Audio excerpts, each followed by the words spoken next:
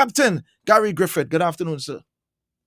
Good afternoon, sir, and good afternoon to your many listeners. All right, Happy man. New Year to you. Same to you, man. Same to you. Nice to have you here. Where do we start, Gary? Where do we start Trinidad and Tobago in terms of crime? Of course, when it comes to crime and crime fighting, your name always comes up as someone that people have a lot of faith in. They could say what they want, but when people say Gary, or people always say, bring back Gary. When Gary was there, Gary. What it is you were doing so much that people had so differently, that people had so much of faith and still do have faith in you as a commissioner of police and a minister of national security. What was it? What was your mind thinking? How did you go about it? What if you could say? Put it in some words there. Well, I think it's just I was at the right place at the right time. There'll always be a time and place for persons based on their personality, their training, that they could be of value to the country based on that field. When I was Minister of National Security, it was a time where implementation of policies would have been critical, and that is what I was pretty okay with. So as a Minister of National Security, I was pumping policies such as making sure we had the damning vessels, which should have been 1.2 billion less than the OPVs that cost $1.2 billion more than other OPVs around the world, pushing in the National Operations Center, establishing the Rapid Response Unit. And then when I became Commissioner of Police, it was a time where the country needed operational leadership. Hopefully 10 years from now, there would not be a need for a tactical, strategic, operationally trained Commissioner of Police.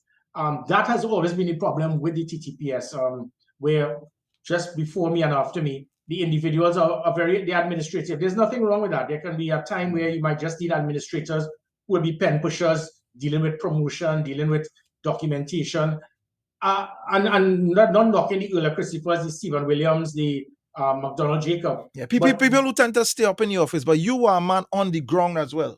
On the ground. Which was I was very disappointed when the Prime Minister in his National Security Council release said that they're trying to find ways and avenues, but they're never on the ground. Even as the Minister of National Security, I will visit every fire station, every prisons, going there constantly. As the Commissioner of Police, I went to all 70+ police stations within the first months. You've got to be on the ground. The public and the media would not know. Probably 5% is what they would have known that I was doing. Most of the time, I'll be out in the middle of the night at operations, being there, understanding the needs, the concerns, understanding the technology that is available out there. That is what is required. As a Minister of National Security, first thing I did, you don't politicize national security. That has always been a problem. If people recall me as a minister, they forgot that era. But at no time was I ever in conflict with the opposition. I embraced them. I looked towards their recommendations. I worked with them. I was able to piggyback on the good from the then government, such as when they had the Special Anti-Crime Unit. I was able to form the National Security Special Operation Group as the minister, and then the Special Operation Response Team as the commissioner, piggybacking from what the PNM had. But Patrick Manning wanted OPVs. I was able to get damning vessels. I understood the importance. The National Operations Center, similar to SWORD's Command Center. So you don't throw away the baby with the bathwater. That is what has happened right now. I know the biggest concern you're hearing now as it pertains to domestic violence and the incident that took place recently. That is the ultimate example. As Commissioner of Police, I understood the importance for dealing with situations where women were being abused, beaten, killed. And what you were getting, women will go to a police station. The police officers are not trained. The police officers will actually tell women, well, who tell you to reach home 3 o'clock in the morning? And this is not to knock the police. It's horses for courses. And this is a woman coming in to report an abuse or rape or something. We had reports. I got reports of women because of after being beaten, police officers will tell them they're improperly dressed. They have to leave the station. Then you will have them stay on a desk for 24 hours and tell them you can't get showered. And then you're there after being raped or beaten, and you're sitting only on a bench where other people are coming in just to get a certificate of character. Right. It was wrong. And this was not the fault of the officers. Because when I brought in Giuliani and partners, I brought in the NYPD, I got them to first to sign a bilateral agreement, and working with them, we were able to understand that this was a specific type of crime, specific type of policing. So we formed the gender-based violence unit. You have not heard about that in the past 2 years, because this was one of the 100 policies that have been deliberately shut down and dismantled. The value of that, we had highly trained police officers qualified to understand the sensitivity, the confidentiality, and the professionalism that is required, so that citizens, if you are beaten or if you are raped, you don't have to go to a station anymore. Okay. They will come to your home. Okay. They will then have a specific building and area that you can go there. You can then be swabbed, and without having to go into a police station. You go into a police station. Sometimes the officer is a friend of the spouse. Okay. So by the time you're leaving the station, he's calling you, cursing you, why it is you reported me. Right. All of these things you change. We then had the online reporting. The online reporting ensured that you didn't have to go to a police station. That was also shut down. That is important. That police app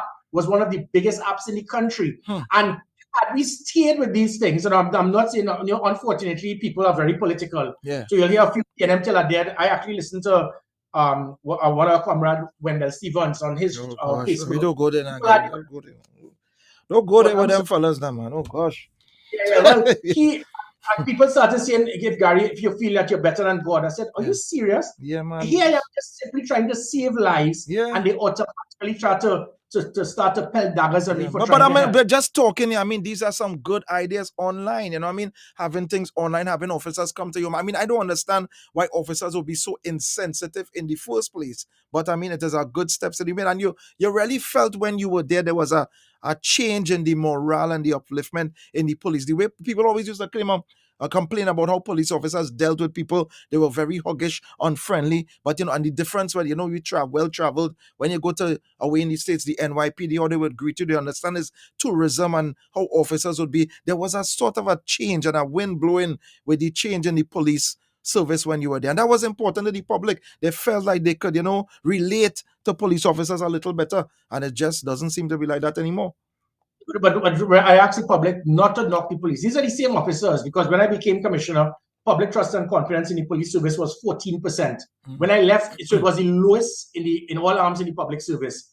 When I left, it went to 59%. It was the highest because we put a lot of emphasis in public relations, customer service training, disciplining police officers, working with the police complaint authority that was never done before, giving them the respect that they have, making sure officers were disciplined, if not suspended, if not arrested. And with that, police officers, people started feeling comfortable. Police officers started giving tickets for adhering to the law. And then after I left, all of this was dismantled. And now public trust and confidence moved from 59% back down to 8%. But let's go back to the domestic violence situation. Yeah. So when you had these matters where it is we had an elite unit, highly trained, it allowed many women now to feel comfortable to come forward making the reports. By increasing the numbers of reports and with us making sure we dealt with it in a proper manner, the suspects, those being charged, now realized that there was a pushback. They started, because before they figured I could beat my wife, I could point my gun at them and nothing would be done. We started showing that to them. They started backing off. In the last 2 years, have you ever heard about the gender-based violence unit? It has been, and it's because it's a Gary Griffith thing. The police app was a Gary Griffith thing. The online reporting was a Gary Griffith thing. Having a gender-based violence unit that if women could go and make a report online or they come into your home. And then as it pertains to the matter yesterday, I was as much as the lies you heard in the Stanley John report, I put 14 policies to minimize the possibility of people utilizing legal firearms for the wrong purposes. One of it had to do with if at any time there's a report of domestic violence, immediately, if any person has a firearm from an FUL, it is seized should be taken. And I said that before. Let's go to the thing with this restraining order. I was saying before, if we need more than just this piece of paper, if a restraining order is put on you, right, whether you're in the TTPS, in the Coast Guard, in the regiment, you have a licensed firearm, whatever, and that restraining order is, let's say, well due to you, and it is proven that, listen, your restraining order, that firearm should be taken right away. You should not have access to any firearm. But it was being done, and that's why the lies you hear from politicians. In the 3 years I was commissioner, not one legal firearm was lost, stolen, or used for a crime, because we had systems in place to prevent what is happening now. As it pertains to the defense force, if it is that someone has what is known as a keep and carry, and it means that the chief of defense staff can give authorization without the approval of the commissioner. If it is that we get the report of domestic violence or a restraining order, we will then write to the chief of defense staff, bring it to his attention to ensure that that person does not have a firearm. So if that type of standard operational procedure had been done, the individual yesterday may not have had the capability to have acquired that firearm. So when it is he had an FUL, It should have been seized months ago. Right. If he did not, he should not have just been able to have access to a firearm from the Defense Force, because the Chief of Defense Staff should have received a letter from the police service letting the Defense Force know this man is a threat to citizens. Make sure that he does not receive a firearm. So it is either the police did not forward it to the Defense Force, so somebody dropped the ball there, or the Defense Force received this letter from the police and they had failed to adhere to ensuring that this individual who did not have the easy accessibility to go into an armory and sign for a firearm. All right, now let's talk about the police uniform as is. We have a lot of reports. Look, there was a woman who was a businesswoman who was kidnapped by two men in police uniform, so to speak. The police uniform right now just seems to be a joke. Anybody can make a police uniform with his blue khaki and call it as a police, put police on the back. What do you think about actually changing the police uniform to make it something, I mean, more recognizable to the public, something totally different where they cannot copy so easily? Well, sadly, as I said, there were 117 policies, plans, procedures, units that I put in, and all of it was dismantled because of petty, childish, immature politics, either by certain senior persons in the police service saying we need to remove Gary's legacy, which is not, I don't care. These things were working, or politicians putting pressure on the police, similar to the stupid thing being done now by telling all FUL holders you need to reapply so that I could prevent you from getting it. And the police service is going to be sued till kingdom come, and the taxpayers are now going to have to pay tens upon tens of millions of dollars in lawsuits because of that decision. But going back to the uniform, which was one of the 117 plus policies that were shut down, when I was commissioner of police, I understood the uniform that is being used now by the police service, there are security companies that is harder to mimic their uniform than the police, because they copied a security guard type of uniform, a blue uniform.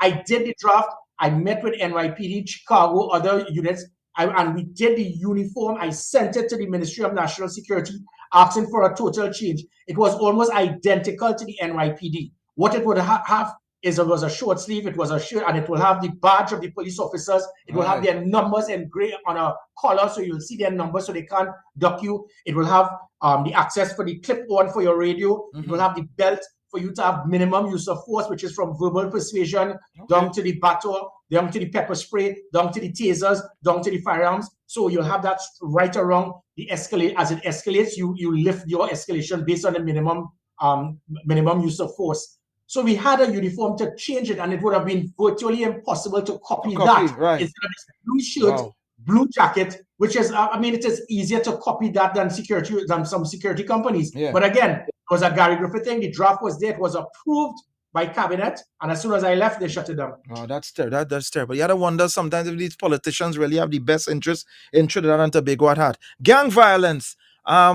Where do you stand with the gang violence that's going on? It's been said that, you know, the TTPS knows every gang leader, / community leader, whoever it is. They know them. Why is it that a few are just allowing this country to just go so, you know, topsy-turvy?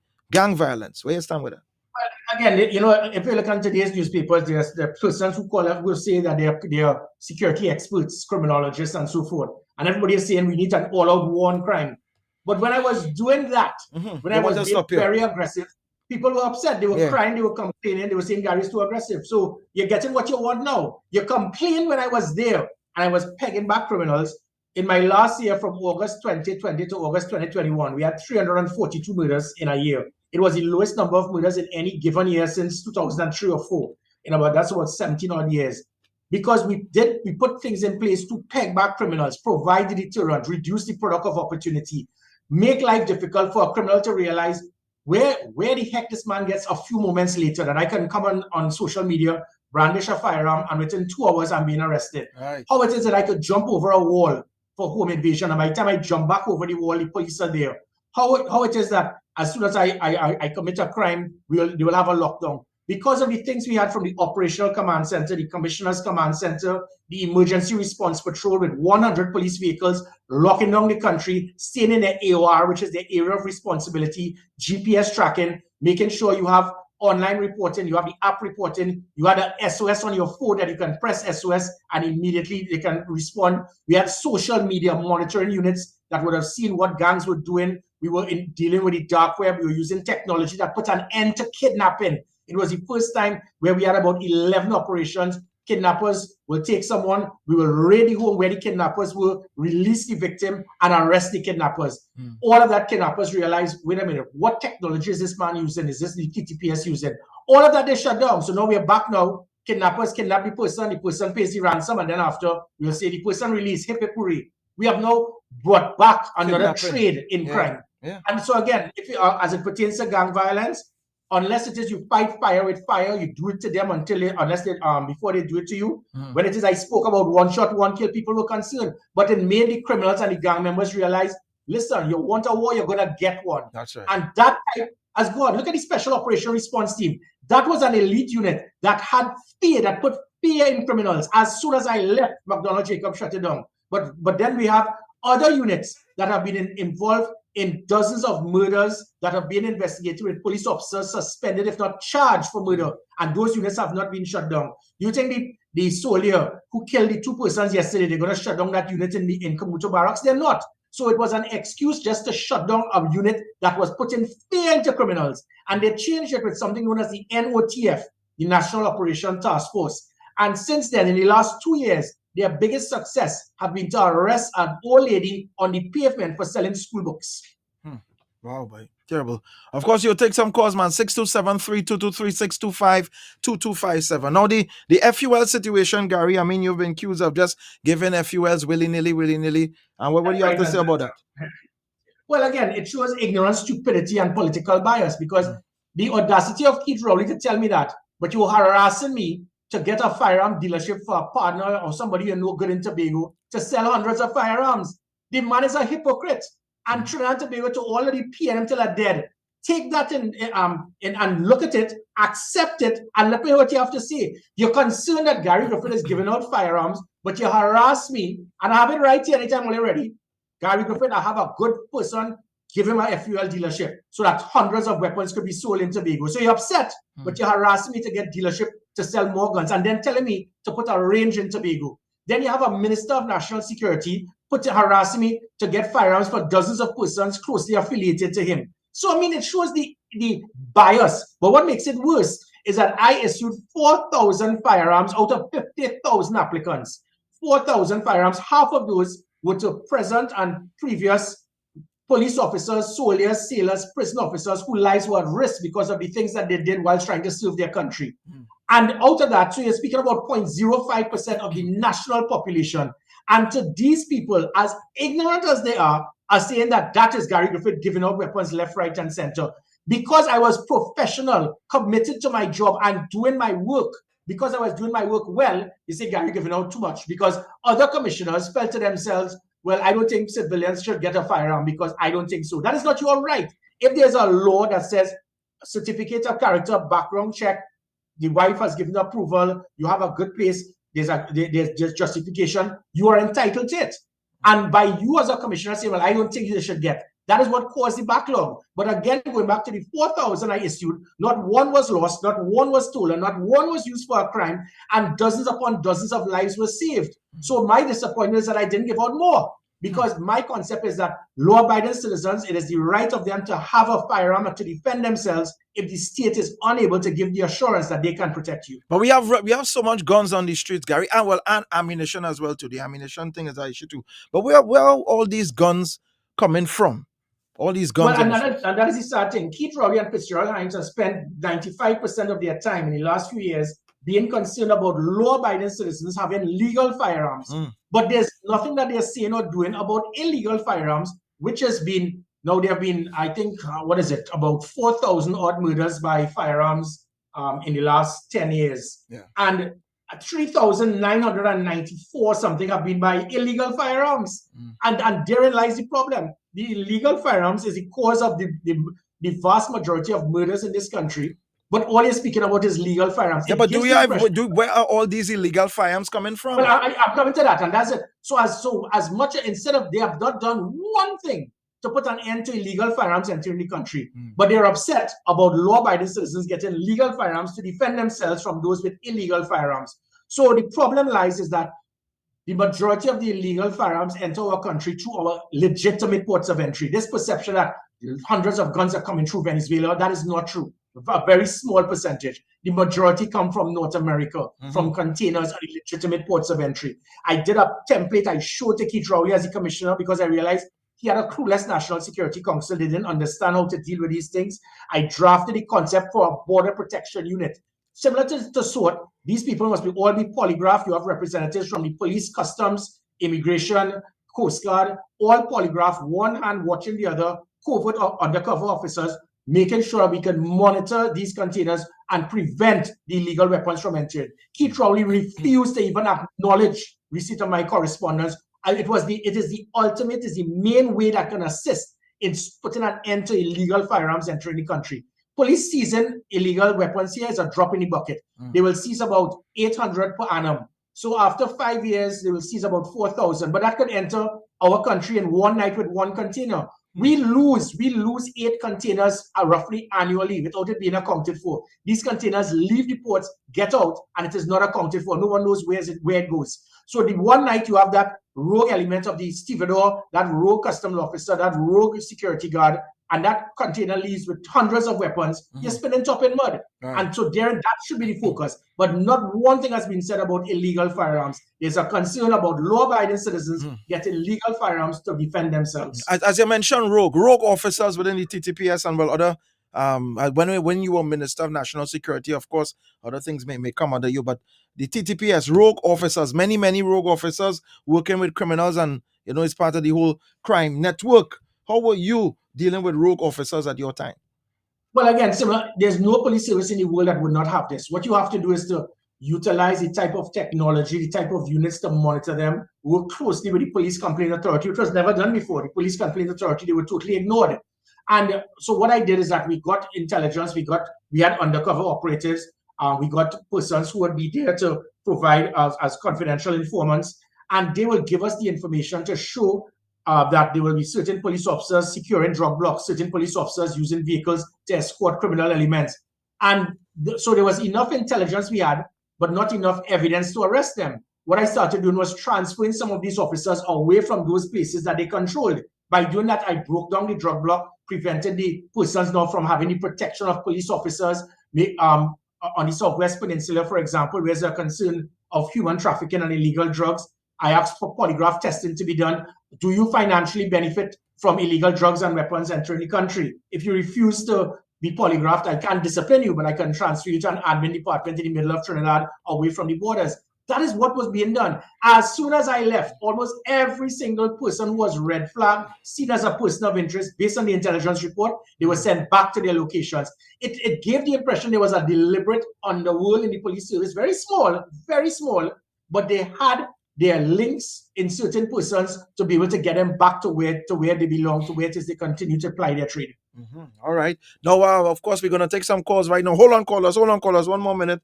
Question with Gary Griffith. All right. So we had our Commissioner of Police, Ulla Christopher, asking for help from the citizens. Do the citizens? I mean, I know when you came on, you gave your number. A lot of people felt safe just calling your number just like that. I know you mentioned the online thing before, which was a great initiative. How can we help right now? If you were to do something right now, what could be done? I know it's not an immediate and an overnight thing, but how could we help right now with this crime situation, the way we going in Trinidad and Tobago, because we're just going on a spiraling road?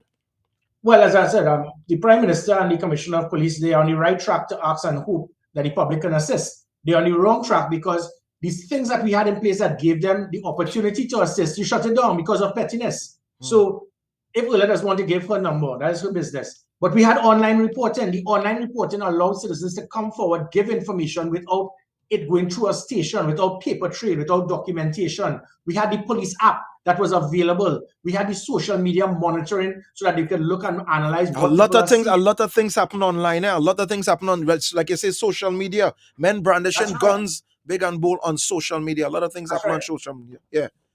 Yeah, I learned that with NYPD. NYPD, what they picked up is that the gangs would have been boasting about crimes they committed or give hints of crimes they were about to commit. That is why we did something that was known as predictive policing. So when people say that you can't stop a crime, you can. We found through our intelligence, SWOT was able to intercept so many vehicles and seize weapons of persons who were on the verge of heading to kill prison officers, putting a hit on other persons. So that predictive policing is what caused that murder rate in that period to be 342, and then we almost double it a year later because you took away these systems that allowed citizens to come forward to give information to the police. If you don't give them the opportunity, they are going to be second guessing, and that's why if the police and the citizens don't have that synergy, the criminals benefit. All right, okay, let's take a call, right? One of the major issues I have with police is a 5-letter word called trust. You go and you follow your instructions or the Prime Minister's instructions or Jacob's instructions. You go and you say something, whether it's a drug block or whatnot. Next thing, you could be assassinated because police are informers to the drug and the gang people. All right, so hurry up. What's your question? Your question, quick, sir. I understand where he's coming from. Yeah. I understand. And so you're correct. So let me clarify. That is why I had 482 Gary. So I will get over 100 calls a night. Direct, yeah.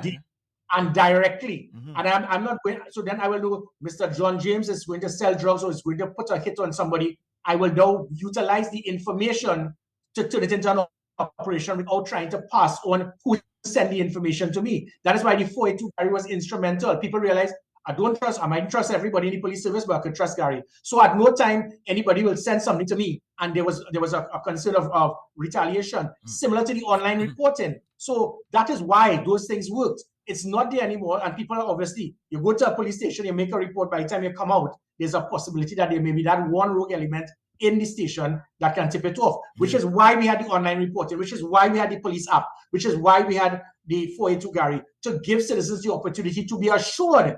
Give us the information and nothing could happen to you. All right, next one. Question, good afternoon. Yes, question. Good afternoon. So, Mr. Griffith, you are one man, and I will have any problem we have here today. Because when you leave, Gary leave, so I have nobody to call. When Gary should have implement something and change the trust in the police service, you made it in a way that we put the trust in Gary Griffith. And that is the problem we have. Instead of we trust the police service, we call in 800 Gary. Gary should have put something in place. Or so what do you have a question or just an accusation? Excuse me? Do you have a question? I have a question. I just laid it out here. Okay, all right. Okay, I understand, sir. And right. It's a very good point. Right. He's correct. It's a good point. But so that is why it wasn't just 482 Gary. We had online reporting. The online reporting was there after I left. That was shut down. We had the police app. The police app was there and it was shut down. So it wasn't about, if you don't trust anybody in the police, just talk to me. I put systems in place to ensure that you can trust the police, because the online reporting can ensure that there is no way that it can come back to you. It is similar to the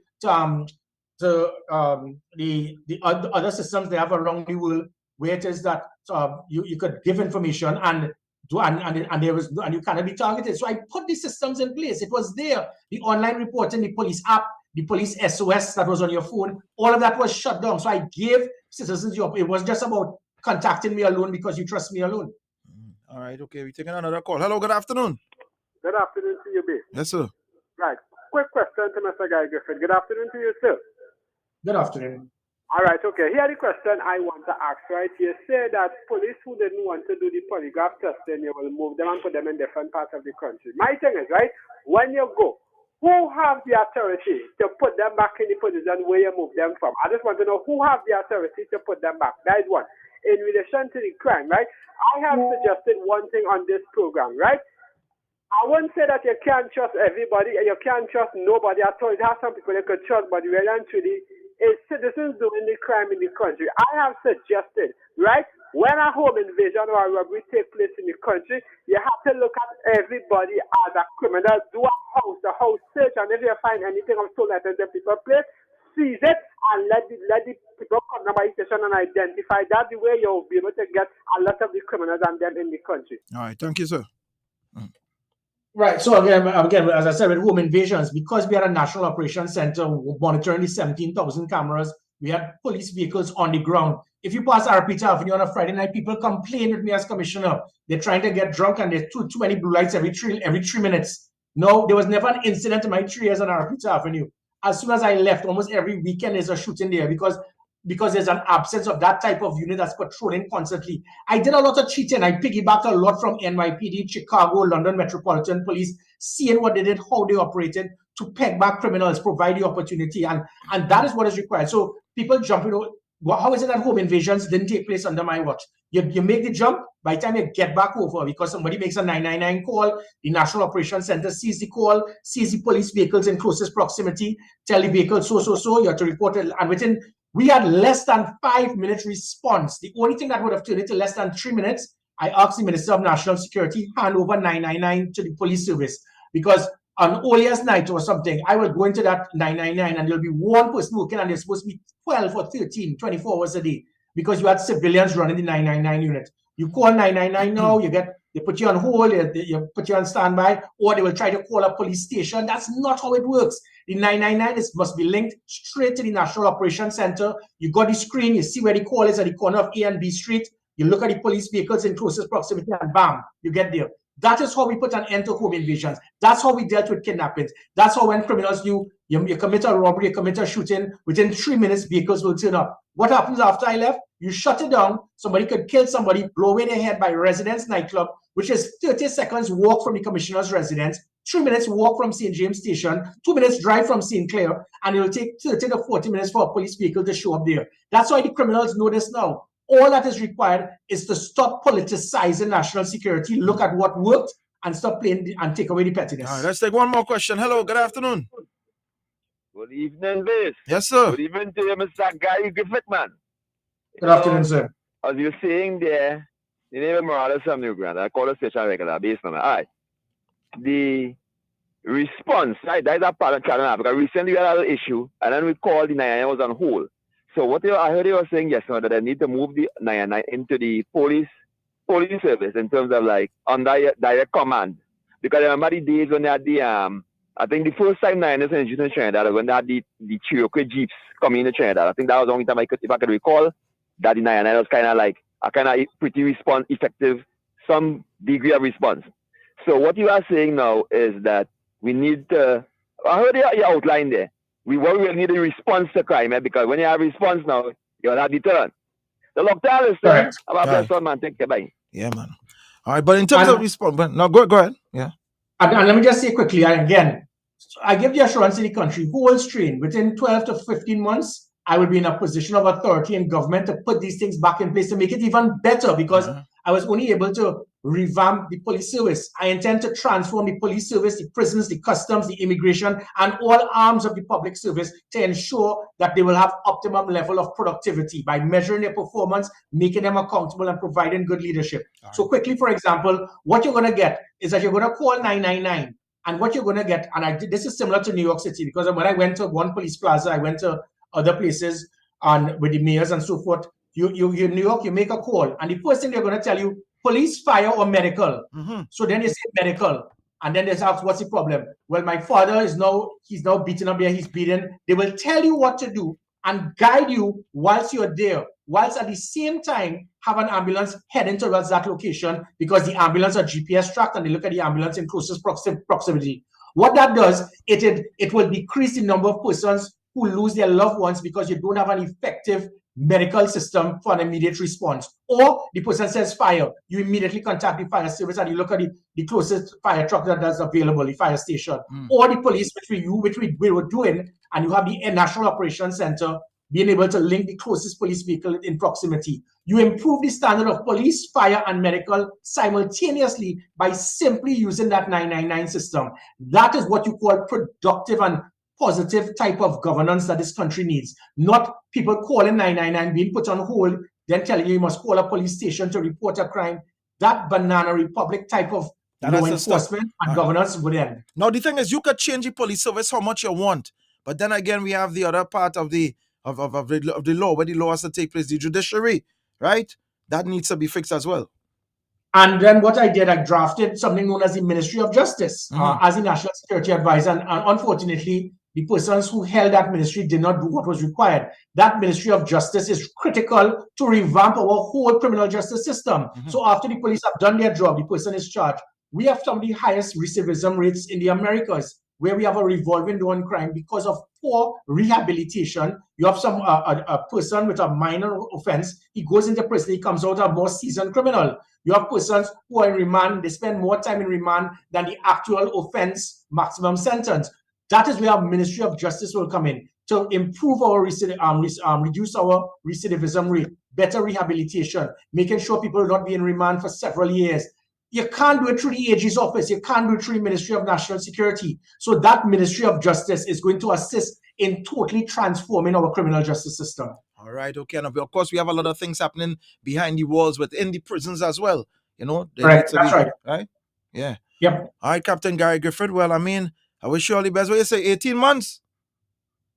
Or less. I asked the country to hold strain, and that is why I knew the country could not wait, which is why I offered to help the Prime Minister in his usual pettiness. He said, I don't care. Unless you have a PNM party card, I am not going to work with others. I give the assurance to this country. Whereas others want to divide, I intend to unite. Whereas others want to be destructive, I intend to be productive. I am going to unite Trinidad and Tobago, and we are going to make Trinidad and Tobago safe again. All right, thank you very much. All right, folks, Gary Griffith, thank you very much for being here, sir. Okay. All right.